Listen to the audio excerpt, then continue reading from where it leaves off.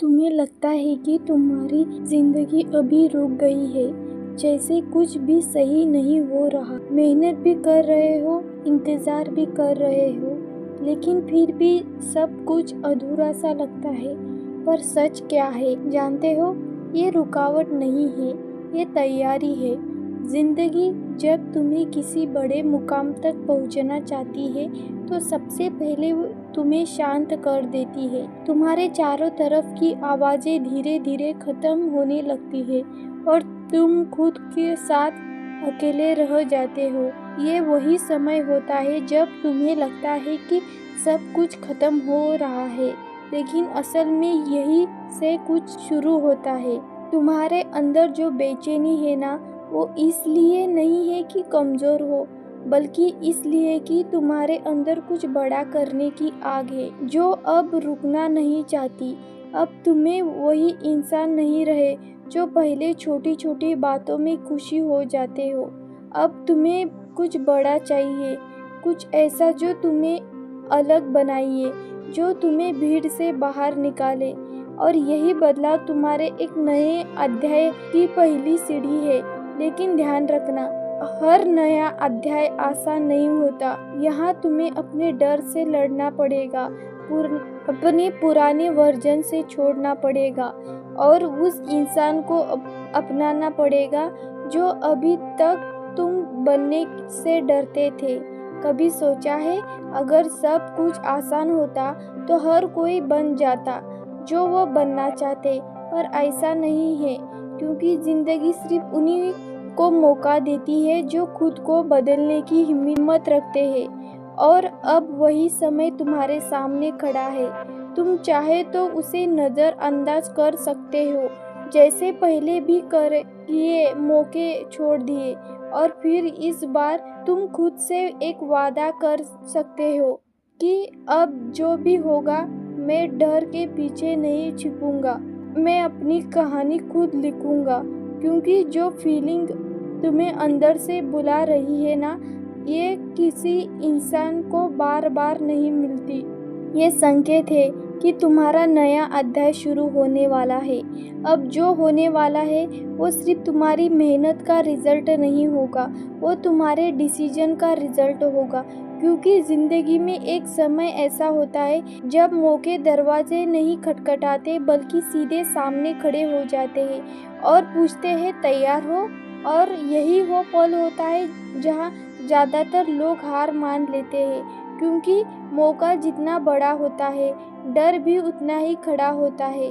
तुम सोचते हो अगर मैं फेल हो गया तो, अगर मैंने गलत फैसला ले लिया तो, अगर सब कुछ और बिगड़ गया तो। लेकिन तुम ये नहीं सोचते अगर मैंने ट्राई ही नहीं किया तो। ये याद रखना, गलत फैसले ज़िंदगी ख़त्म नहीं होती, लेकिन सही मौके को छोड़ देने से तुम हमेशा पछताते रहोगे।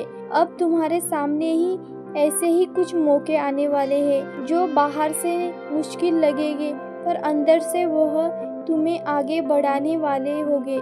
शायद कोई नया काम, शायद कोई नया रास्ता, या शायद कुछ खुद को पूरी तरह बदलने का मौका। और सच कहूँ, ये मौका परफेक्ट टाइम पर नहीं आते, ये तब आते हैं जब तुम तैयार नहीं होते। क्योंकि ज़िंदगी पहले मौका देती है और बाद में स्ट्रांग बनाती है। अब फैसले तुम्हें करना है, क्या तुम हमेशा सेफ खेलते रहोगे या रिस्क लेकर अपनी ज़िंदगी को नेक्स्ट लेवल पर ले जाओगे? क्योंकि इस बार जो डिसीज़न तुम लोगे वही तय करेगा कि तुम्हारी ज़िंदगी सेम रहेगी या पूरी तरह बदल जाएगी। और अगर दिल के अंदर से आवाज़ आ रही है तो कुछ बड़ा करना, तो उसे इग्नोर मत करना, क्योंकि वही आवाज़ तुम्हें उस रास्ते पर ले जाएगी। यहाँ तुम्हारी असली पोटेंशियल छुपा है और शायद यही वो मोमेंट है जिसका तुम्हें इतने समय से इंतज़ार था। एक बात समझो, ज़िंदगी कभी भी अचानक नहीं बदलती, वो धीरे धीरे सिग्नल से है। जैसे जब बार बार वही गलती रिपीट होती है, जब तुम कोशिश करके भी फिर रिजल्ट नहीं मिलते। ये फेलियर्स नहीं है, ये पैटर्न्स है।